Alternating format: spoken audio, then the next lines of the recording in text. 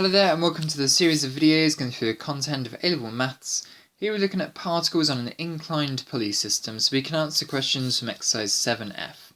So we've seen these types of questions before. We've got one particle on a slope, one particle hanging down freely. They're attached by a rope that's going over a pulley system. Only this time here we're going to have friction involved, which is going to make the situation a lot more complicated.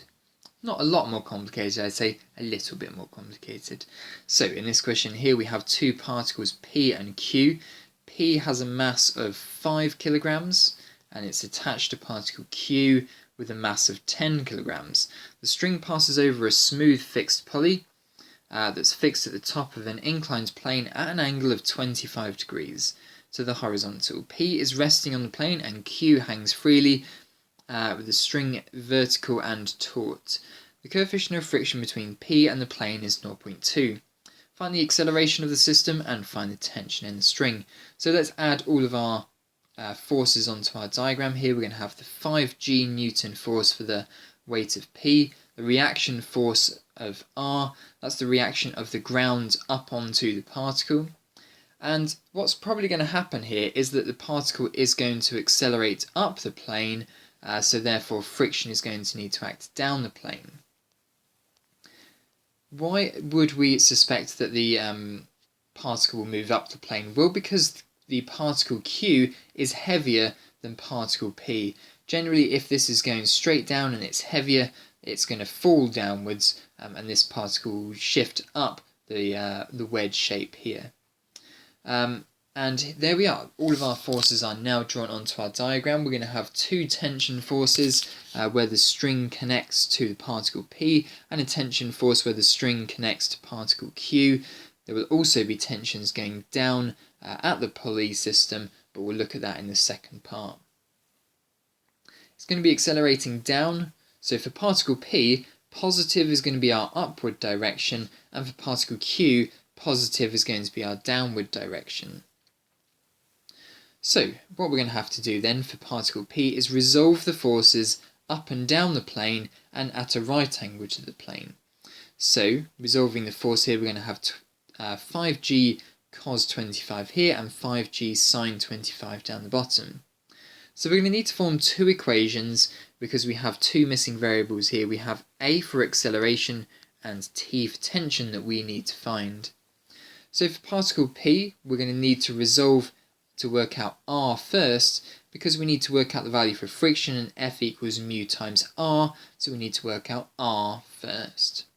So resolving perpendicular to the slope, the blue forces that have now been highlighted here, R is going to equal 5G cos 25.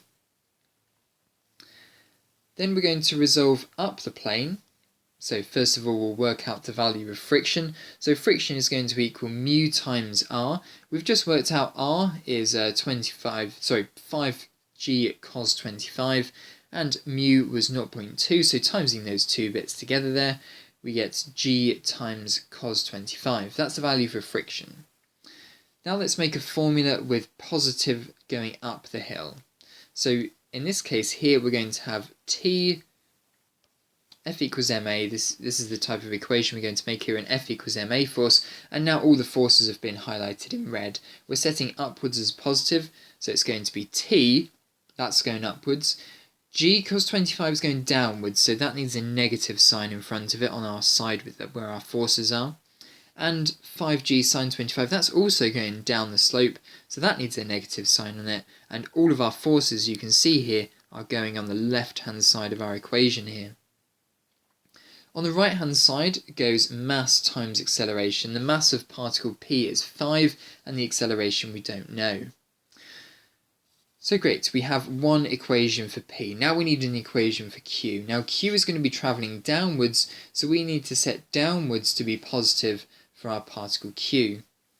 So in this case here, when we do an F equals ma equation, we're going to have the forces going downwards, 10, take away the force going upwards, T equals the mass of Q, which is 10, times by the acceleration, which is A.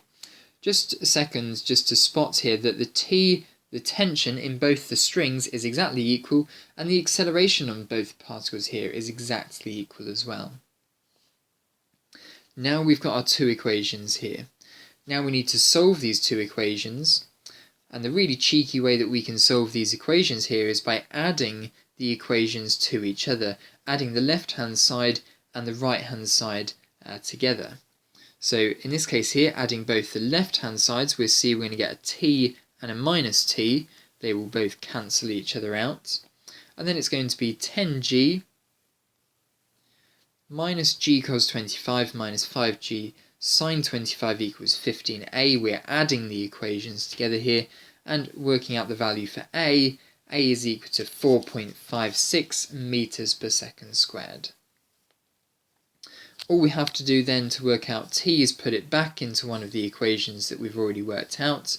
So let's use the q one, that's the easier one. And we rearrange here, t is equal to 52.4 newtons.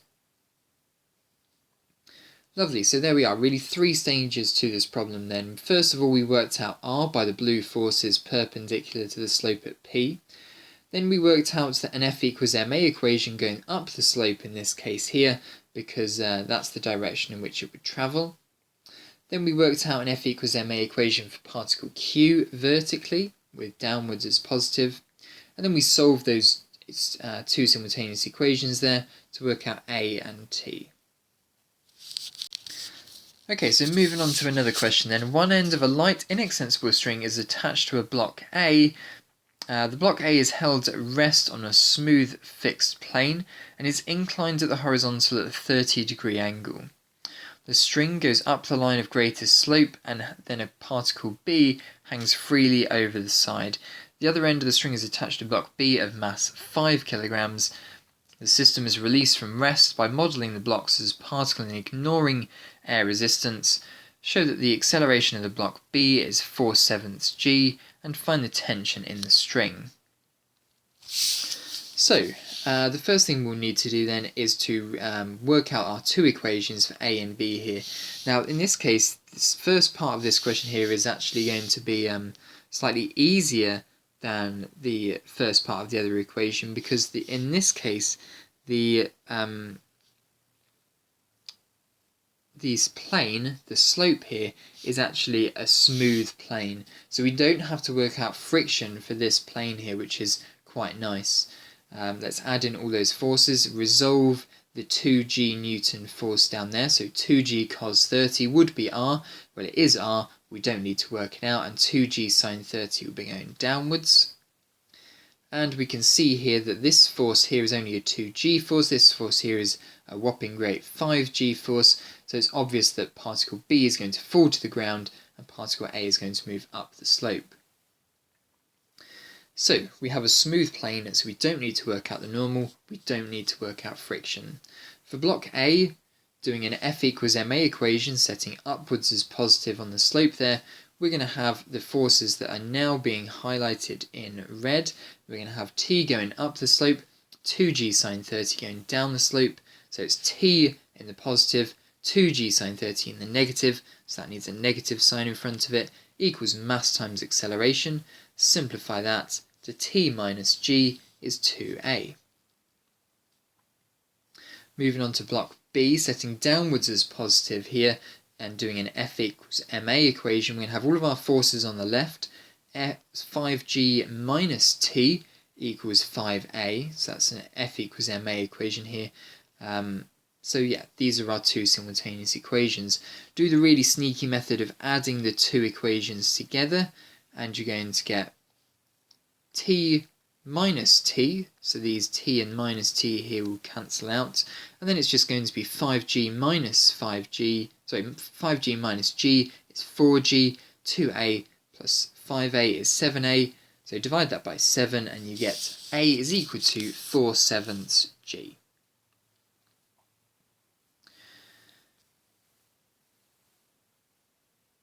And find the tension in the string for part 2, plugging in the value of 4/7 g into one of the t equations, and you get 15/7g is equal to t. Lovely. Next question. State how you've used the fact that the string is inextensible in your calculations. Well, an inextensible string has no stretchiness to it, so therefore that's going to mean that it cannot stretch, and hence the acceleration of both particles is the same. You must remember to refer to your calculations rather than just saying that the string does not stretch. How does it actually affect your calculation? Acceleration is constant in both of the simultaneous equations. Okay, so here is what I was referring to earlier. Calculate the magnitude of the force exerted on the pulley by the string.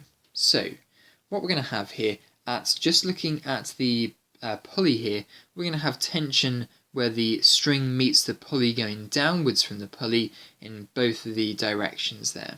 And what we want to do is we want to find the total value of T, the total value of the reaction force of the plane back up onto the particle, or in other words the total value that tension is going to be pulling this pulley system down to the left hand bottom. So what we're going to do then is we're going to resolve both of these T forces here, and we're going to bisect this angle here because because these two forces are perfectly symmetric. It's going to bisect the angle perfectly there. So resolving both the forces there, we're going to draw a right angled triangle here. Remember that whenever you draw a right angled triangle to resolve a force, it's the original force that has to be on the hypotenuse of the right angled triangle. So that's how we know it definitely looks like this. The adjacent side there is going to be t cos 30. And it's going to be t cos 30 on the other side as well. So we have two lots of t cos 30. So 2 times t times cos 30, substitute that all in, simplifying root 3 over 2, and we're going to get 15 root 3 all over 7 newtons. Lovely, so there we are. That's how we find the magnitude of the force exerted on the pulley by the string. We resolve both of the tensions coming out of the pulley using right-angled triangles here and here. Work out both the adjacent sides, and it's going to be two lots of this 2t cos 30 there. Okay, your turn to have a go at this question here then. Quite a big question here, and part C uses a little bit of suvat as well. So pause the video and try this question out.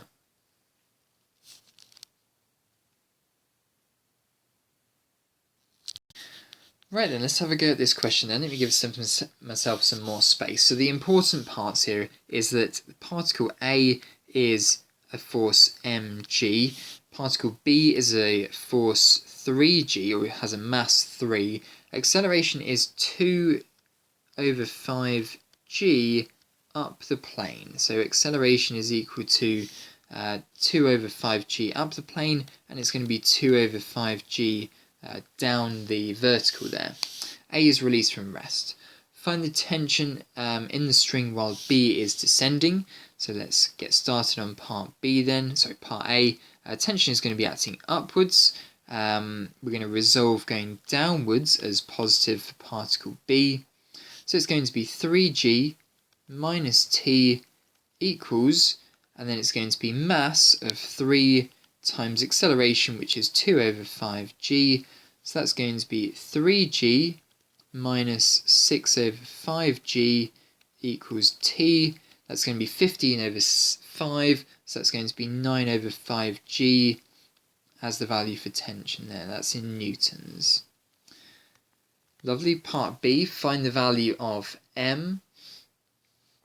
So in this case here, we're going to have part of the force going downwards. I don't think it had any roughness to the slope here. It had no coefficient of friction, so it's going to be t going up the slope. That's 9 over 5g. And we're going to have the downward component of this mg force here. That's going to be mg sine 30.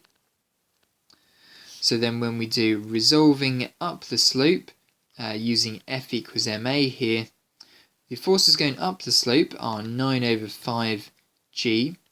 The forces going down the slope here are mg sine 30. And that's all the forces that we have acting on particle A up and down the slope anyway. And then that's going to be equal to mass times acceleration. Acceleration is 2 over 5mg. So 2 over 5g rather. So we can cancel out g's from both sides. we're going to have 9 over 5 on the left. Sine 30 simplifies to a half, so we're going to add a half onto the other side.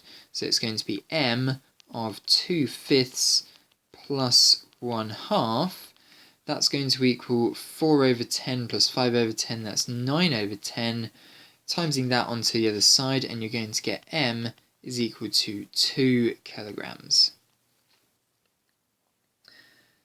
Lovely, moving on to part C then. The particle B strikes the ground and does not rebound. Find the time at which, find the time between the instant when B strikes the ground and when A reaches its highest point on the plane. So then, what we're going to have to do then is work out what's happening when B reaches the floor and what's going to be happening to A when B reaches the floor then. So B is going to have travelled 0.25 meters. So what we'll do is we'll do a little bit of suvat. S equals 1/4 of a meter, so 0.25 meters. A will also have moved up by 0.25 meters. It's starting from rest. We need to work out how much speed A is going to have moving up that slope, and that's going to be the same speed that B is going to pick up as it moves down and hits the ground. And acceleration here is going to be the same acceleration we've just worked out here, 2 out of 5g. So we're working out here the speed that A is going to have moving up the plane as B hits the ground. So we're going to have here v squared, that's what we want to work out, v squared equals 0 plus 2 times 1/4 of a meter times 2 over 5g. So cancel, cancel, cancel, and we're going to get here that v squared is equal to g over 5, so the velocity is going to be the square root of g over 5. So that's going to be the velocity when A moves up to this position here, 0.25 meters further up the plane than it was before, but now B has dropped further to hit the ground, and now the string has become slack. The string is now slack, so there's no tension in this string anymore, no tension pulling this particle A here up the slope. The only force that's acting now on particle A is going to be the 2g force acting downwards, or in other words the 2g cos 30 force, 2g sine 30 force that's acting down the slope. Okay, so what we'll have to do then is we want to work out the time at which A moves from this point here to this point here, its highest point up the plane. So we want to work out this time. That's what the question's asking of us. So what we'll have to do then is another suvat. We're not really interested in the distance travelled. U is going to be the initial speed, and we know that that initial speed was the square root of g over 5. So square root of g over 5 there. When it reaches its maximum height, velocity is equal to 0. T we want to find out, S we're not interested in, but acceleration now is going to change because there's no longer that tension force pulling the particle up the slope. So now we're going to have to reevaluate acceleration. The only force acting up and down the plane is going to be this force going down the plane here, minus 2g sine 30. We're setting upwards equal to positive here, that's why we're setting the force going down the slope as a negative force. That's equal to 2 times acceleration, because the mass here is 2. Cancel the 2's on both sides, and you've now got acceleration is minus g over 2. Because that's what sine 30 is, a half. So acceleration here is minus g over 2. And now we need a formula linking all of these together. V equals u plus at. No, not 2, there's no 2 involved there. V equals u plus at. V is 0. U is the square root of g over 5.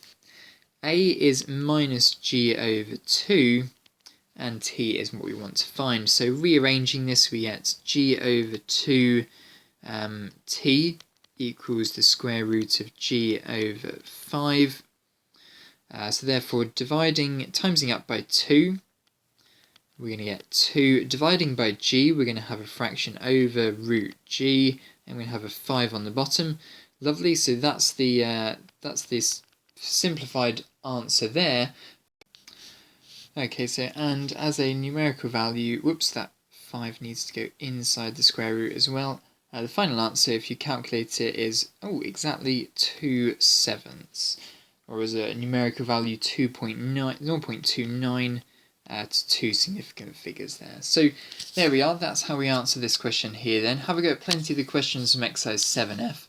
A difficult chapter, this one. There's a lot to it, so do have a go at all of the mixed exercise that follows on from this as well.